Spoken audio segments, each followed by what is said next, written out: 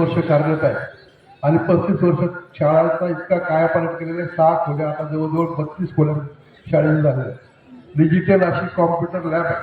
मग एवढी सुंदर शाळा 35 किलोमीटरच्या परिघातून अवसरी बुद्रुक या ठिकाणी तुमच्या गावातील भरपूर मुलं येतात.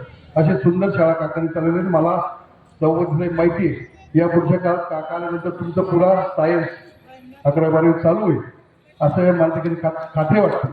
आणि दुसरी महत्त्वाची गोष्ट आमच्या गावातील एक सद्गुरू सकाळी आले.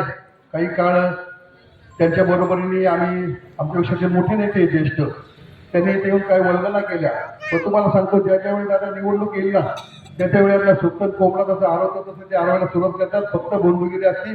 काहीतरी दान पडलं तर ते गप्प बसतात. कोणाकोणतरी काहीतरी मिळण्याच्या अपेक्षेनं ते नेहमी काही ना काही बोलत असतात, काही ना काही बाईट देत असतात. पाठीमागच्या इलेक्शनला साहेबांच्या वरती सुद्धा त्यांनी बाईट दिली, नितीन काकांच्या वरती सुद्धा काही बोलतात. पण त्यांच्या बोलताना अवसरी बुद्रुकमध्ये जनता कधी बळी पडणार नाही. आजकाल निलेश भाऊ पाहिले प्रत्येक घरटी जात होते. घराघरामध्ये त्यांचे ओळख 90% मतदार हे आपल्या बाजूने घराच्या बाजूने विचारायचे अवसरी बुद्रुकमध्ये. म्हणजे असं असताना हा माणूस येतो नेहमी बंधुगिरी करतो. काही दिवसापूर्वी आपण बघितलं असं शिंदे साहेब त्या यांनी भाजपाचं कार्यालय काढलं होतं इथं फाट्यावरती. ते कार्यालय काढलं तिथे काय काय देऊ लागले काय काय केलं तांबडे अवसरी पूर्ण गोरवाडीच्या मंडळीला माहिती आहे. मग असे हे कधीतरी जागे होणारे कधीतरी काहीतरी करणारे यांच्या कालखंडामध्ये त्यांनी 1 रुपयाचा अवसरी बुद्रुकमध्ये विकास केला नाही. ते या ठिकाणी आले काहीतरी बोलून गेले. त्यांच्या बोलताना बोलू पडू नका. मोठ्याने बोललं खूप काही बोललं आरडाओरडा केला काहीतरी अभद्र बोललं म्हणजे तो माणूस खूप काहीतरी बोलतो किंवा त्याला खूप काही कळते असं काही नाही. ते जिल्हा परिषदेवरही गेले होते. ते गावातही कारभार करत होते. पण गावातल्या कुठल्याही माणसांना विचारा काय विकासाचं शून्य काम केलेलं गावांनी. आता साहेबांच्या मदतीने किंवा काका असेल आपल्या रेवतीताई येत आता सरपंच इथे यांनी जो अवसरीचा कायापालट केलेला आहे तुम्ही अवसरी बुद्रुक मध्ये येऊन मग अवसरीची शाळा बघा अवसरीचं सगळं काय बघून आले आणि तोच सगळा आपल्या गटामध्ये काकांच्या निलेशरावच्या माध्यमातून विकास झाल्याशिवाय राहणार नाही. मला याची खात्री आहे. मी मुद्दाम सांगता येईल अनंत नागरिकसारखे एक संस्था अवसरी बुद्रुक मध्ये काढली होती दादासाहेब. त्या अनंत नागरिकचे शेअर आम्ही सगळ्यांनी घेतले पण ती पण संस्था कुठं काढेल कुठं गायब झाली त्याचं काय आम्हाला माहिती. आणि ते आता बोलतात का तुम्ही काय विकास केला.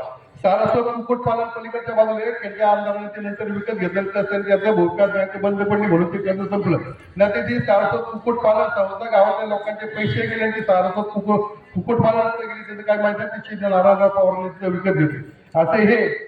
आणि सकाळी येऊन काहीतरी बोलून गेले म्हणून मी मुद्दाम या ठिकाणी आलो आणि बोलतोय. मला जास्त काय बोलायचं नाही कारण मी बऱ्याच वेळा दादा किंवा नाना यांच्या समोर कधी बोलत नाही. आज पहिल्यांदा बोललोय. पण तुम्ही कधी भूल तापांना बळी पडू नका. आता यांनी सांगितलं तर अवसरी बुद्रुक हा नंबर तुमचा 100% पटकावणार.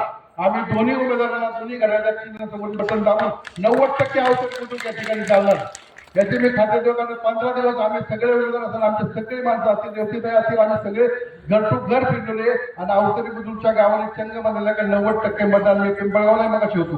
पिंपळगावच्या लोकांनी सांगितलं भरघोस मतदान आपल्या दोन्ही उमेदवारांना होणार. गावडे तर तुमच्या कालच जाऊन मी सगळ्या बाजूने चांगला प्रतिसाद आहे. फक्त हे काहीतरी भूलभुलैया करण्याचं काम करतात. तुम्ही शाळेला फक्त देणगी दिली किंवा शाळेमध्ये पैसे दिले म्हणून शाळा चालवत नसते ती चालवावी लागते. दादांनी साहेबांनी कारखाना काढला तो चालवलाय. आजही नानांच्या चेअरमनशिप खाली एकदम उत्कृष्ट दर्जाची ही सगळी कामं सगळी संस्था व्यवस्थित चालवली. यांना कुठल्या संस्था चालवायचा अनुभव नाही. याच लोकांनी त्यांना मोठं केलं. आज त्यांचा हात धरून पुढे आलेले आणि यांच्यावर टीका करायला तुम्ही समजून घ्या काय समजायचं ते. तुम्ही सगळे सुज्ञ मतदार आहात. पण लक्षात घ्या आपली एक जर चूक झाली तर 5 वर्ष पश्चाताप केल्याशिवाय आपल्याला राहायचं नाही. त्यामुळं पश्चातापाला आपण वाटायला देऊन द्यायचा नाही. दोघांच्या पाठीमागे उभं राहायचं. आदरणीय काकांना जिल्हा परिषदेसाठी आणि निलेश भाऊ टेमकर यांना पंचायत समितीसाठी हे दोन्ही मातबर मंडळी यांना पाठवा कामाचा. निलेश भाऊंना सुद्धा पाठवते सरपंच उपसरपंच होते त्यांच्या गावात जवळ गेले तालुक्यात सुद्धा काम करत असताना त्यांनी पक्षाचं काम किंवा इतरही कुठे जबाबदारी असेल चांगल्या पद्धतीने कामं केले. अशा या दोन्ही उमेदवारांच्या 7 तारखेला घड्याळ्याच्या समोरील बटन दाबून प्रचंड बहुमताने विजय करा अशी मी या ठिकाणी तुम्हाला विनंती करतो आणि थांबतो.